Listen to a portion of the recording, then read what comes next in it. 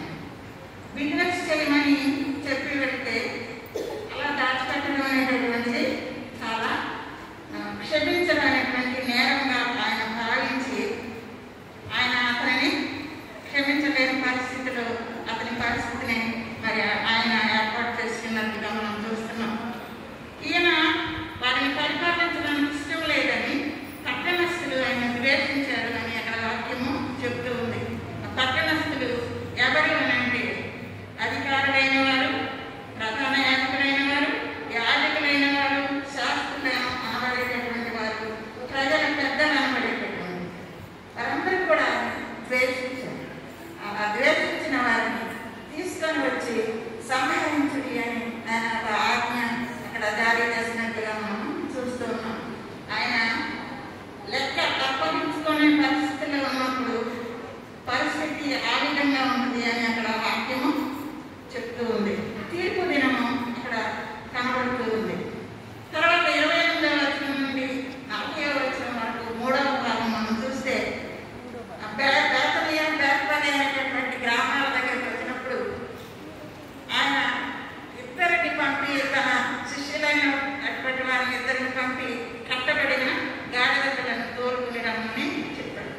ఆ గాడిద పిల్ల మీద ఆయన ఎక్కడం జరుగుతుంది. ఆయన మార్గంలో చక్కని మరి ఊరేగింపు అక్కడ ఊరేగించినట్టుగా మనం చూస్తూ ఉన్నాం. జకర్యా గ్రంథము 9వ అధ్యాయం 9వ వచనాలను చదివించున్నాము. జకర్యా గ్రంథము 9వ అధ్యాయం 9వ వచనం.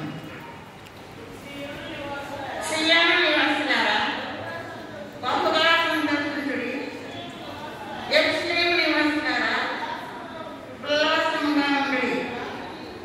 మీ రాజు నీతిపరుడును రక్షణ గలవాడును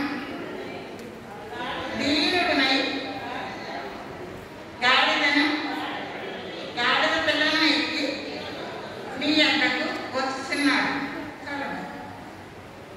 ఆయన దీనుడుగా రక్షణ కలవాడుగా వస్తున్నాడంట సియోను కుమారి దగ్గరికి.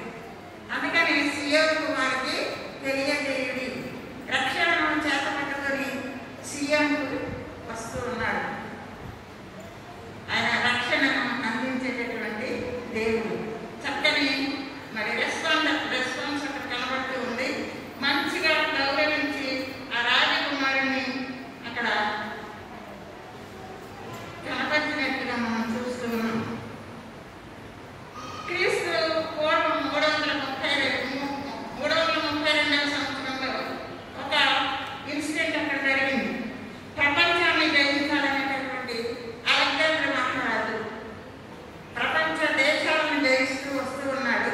పర్షియా, తూరు, గాజాని జయించి యెరూషలేమును పట్టుకోవాలని వస్తూ ఉన్నప్పుడు అక్కడ ఒక విచిత్రమైనటువంటి సంఘటన ఒకటి జరిగింది. ఏంటంటే అప్పుడు అక్కడ ప్రధాన యాజకుడు ఎద్దోకు అనేటటువంటి అతను, ఆ ప్రధాన యాజకునికి ఆ రాత్రి దర్శనంలో దేవుడు ఒక మంచి మాట చెప్పినట్టుగా చరిత్ర చెప్తూ ఉంది. ఏంటంటే పట్టణాన్ని పట్టుకోవడానికి అలెగ్జాండర్ వస్తున్నాడు, అతను నీవు సమాధానంతో ఎదుర్కోమని దేవుడు సెలవించినట్టుగా చరిత్ర చెప్తుంది. అప్పుడు అతను తన యొక్క సేవకులను తనతోటి యాజకులందరినీ కూడా సమకూర్చి తెల్లని వస్త్రాలు ధరించి మట్టలు పట్టుకొని పుష్పాలు పట్టుకొని ఆయనను సమాధానంలో ఎదుర్కొని వారి పట్టణంను వారు రక్షించుకున్నారంట. ఈ మాట చరిత్రలో ఒక చోట పొందుపరచబడి ఉన్నప్పుడు అది తెలుసుకున్నాను నేను. కాబట్టి అది మన మధ్య నేను చెప్పడానికి ఇష్టపడి చెప్తూ ఉన్నాను. ఆ ఎద్దోకు అనేటటువంటి ప్రధాన యాజకుని ద్వారా సమాధానపరమైనటువంటి పరిస్థితిని అలెగ్జాండర్తో వారు కుదుర్చుకొని ఉన్నారు. సమాధానమునకు కర్త అయినటువంటి సమాధానమునకు రాజుగా ఉన్నటువంటి యేసు క్రీస్తు ద్వారానే దొరుకుతుందని వాక్యం ద్వారా మనకి స్పష్టంగా తెలియజేయబడుతూ ఉంది. అందరితో అలెగ్జాండర్ అనేటటువంటి ఆయన అక్కడ నుండి సమాధానంగా వెళ్ళిపోయాడు, పట్టణాన్ని పట్టుకోకుండా. 41వ వచనం నుండి 44వ వచనం వరకు ఇది మనకు ఇవ్వబడినటువంటి వాక్యములు.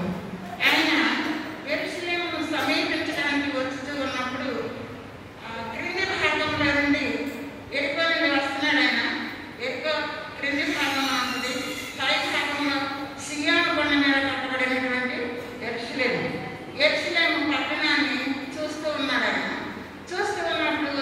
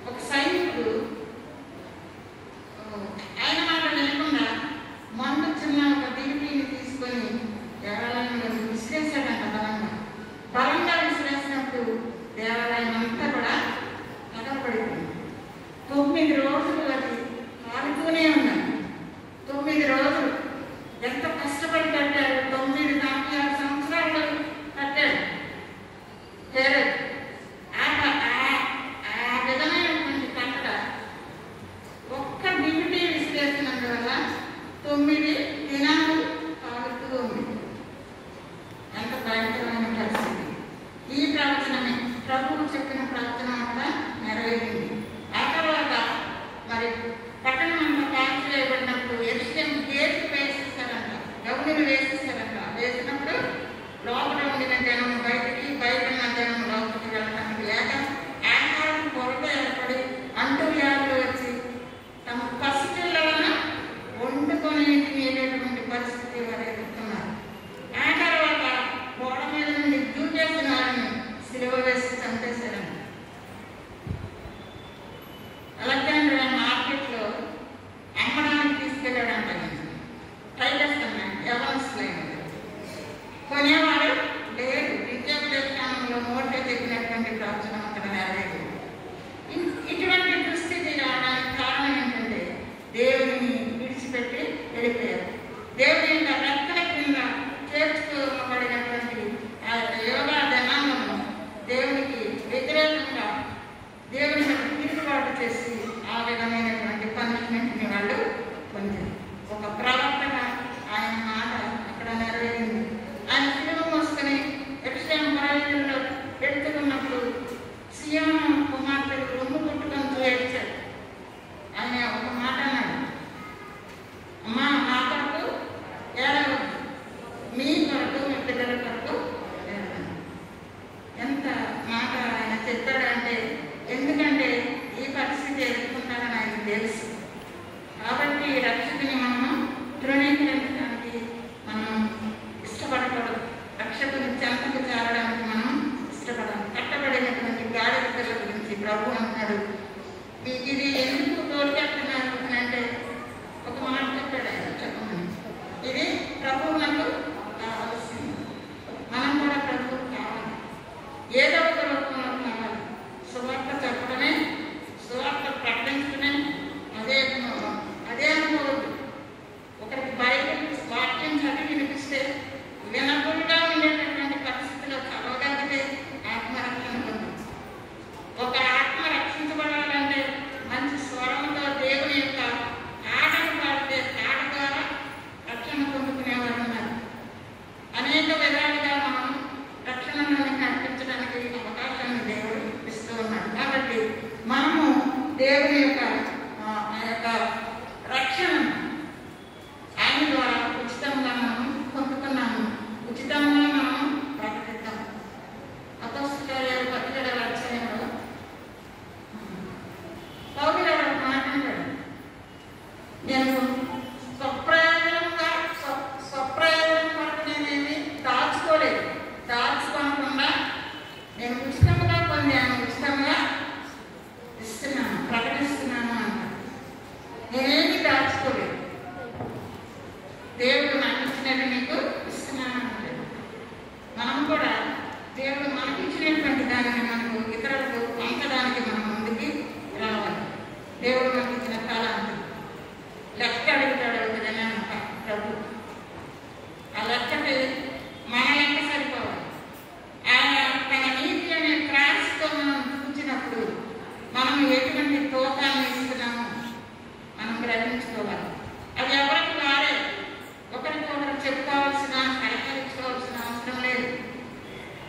ఎవరి ఆత్మ ఏ విధంగా ఉంటుందో దేవుని దగ్గర వారికే తెలుసు. మనమందరం ఒక సంఘములకు సంబంధించిన వాళ్ళం కనుక అందరం కూడా ఒకనొక దినాన పరిశుద్ధాత్మ దేవుడు మనల్ని ప్రభువుకి అప్పగించినప్పుడు సహోదరికి సంఘాన్ని, ఆ సంఘంలో మనము కూడా ఉండడానికి మన వంతు మనం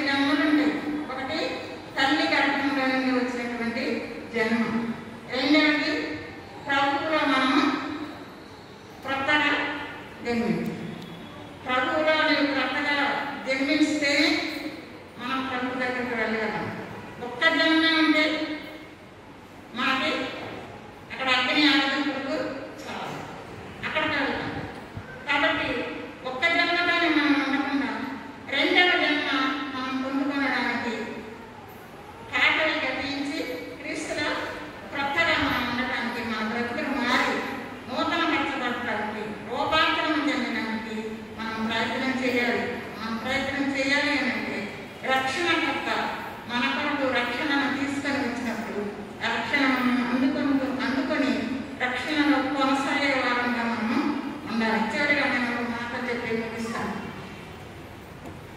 యోబు యొక్క పరిస్థితి 15వ అధ్యాయంలో తేమానీయుడైన ఎలీఫజు మాట్లాడుతూ ఉన్నాడు. అయితే ఇక్కడ మనం యోబుని ఒకసారి జ్ఞాపకం చేసుకుంటే యోబు గురించి చక్కని ప్రశంస దేవుడు కూడా ఇచ్చాడు. యోబు నీతిమంతుడు, యెహోవాకు భయభక్తి కలిగినటువంటి వాడు అనేటటువంటి మాటలు మనకు అక్కడ కనబడతాయి. ఆయన ఏ విధమైనటువంటి కర్తవ్యం చేయలేదు అనేటటువంటి మాటలు. పెద్ద గడవ కొరకు ఆయన బలి అర్పణలు అర్పించేటటువంటి వాడు. వాళ్ళు ఏమైనా తప్పు చేస్తాడేమో అని భయపడుతూ ఉండేటటువంటి వాడు యోగు. మరి అటువంటి యోగు శోధకుడు అపవాది అతన్ని స్థితికి తీసుకొని వచ్చినప్పుడు అతన్ని చూడడానికి స్నేహితులు వచ్చారు, విసిగించేశారు. అతను కూడా మనిషే, ఎంతవరకు పడగలడు మాటలు, ఏదో తన దేవునితో ఉన్నటువంటి పరిస్థితి మాట్లాడితే వాళ్ళు అది తప్పు పట్టుకున్నారు. కానీ చివరికి మనం చూడగలిగితే 42వ అధ్యాయం మనం చూడగలిగితే దేవుడు చెప్తున్నాడు, మీరు యోగు కలిగినట్లు మీరు నా గురించి మాటలు పలకలేదు. మీరు అతని దగ్గరికి వెళితే అతను మీ కొరకు ప్రార్థన చేస్తాడు, బలి అర్పిస్తాడు. ఆ విధంగా యోగుని ఆయన అంగీకరించాడు. యోగు అక్కడ విజ్ఞాపనకర్తగా అనబడుతున్నాడు. మన ప్రభువు కూడా యోహాను సువార్త 17వ అధ్యాయంలో విజ్ఞాపనకర్తగా అక్కడ మన కొరకు ప్రార్థన చేస్తున్నాడు. ఆయన శిష్యుల కొరకు ఆయన వాక్యం ఇచ్చాడు. రాత్రి సాక్షిగా జ్ఞాపకం చేశాడు. ఆయన శిష్యుల కొరకు ఆయన ఏం ఇచ్చాడు? వాక్యం ఇచ్చాడు. నీ వాక్యం వారికి నేను ఇచ్చాను అంటాడు. నేను లోకంలో ఉన్న వారి కొరకు ప్రార్థించలేదు, నీవు నాకు ఇచ్చిన వారి కొరకు ప్రార్థిస్తున్నాను. నీవు నాకు ఇచ్చిన వారిని నేను ఎవరిని కూడా పోగొట్టడం లేదు, ఒక నాశనం స్థితి తప్ప. కాబట్టి మనము ఏ గుంపులో ఉన్నామో మనం పరిశీలన చేసుకోవాలి. ఇప్పటికీ మన కొరకు విజ్ఞాపనకర్తగా దేవుని యొక్క కుడివైపున కూర్చొని మన కొరకు విజ్ఞాపన చేస్తున్నాడు. ఆ విజ్ఞాపన ప్రతిఫలము మనము ఆయన కుడివైపునకు చేర్చబడాలి. మనం చేర్చబడాలి అంటే ఆయన మీద తిరుగుబాటు మానివేసి సువార్తను నమ్మాలి. ఎవరి పత్రిక 11వ అధ్యాయం 12వ అధ్యాయంలో ఒక మాట ఉంటుంది, విశ్వాసమునకు కర్తయు దాన్ని కొనసాగించవాలైన యేసు వైపు చూస్తూ మన ముందు ఉన్న పండిత రంగంలో మనము ఆ విధంగా చేయడానికి పరిశుద్ధాత్మ దేవుడు తన కృప మనకు మెండుగా అనుగ్రహించిన దాకా వాటి అవకాశించిన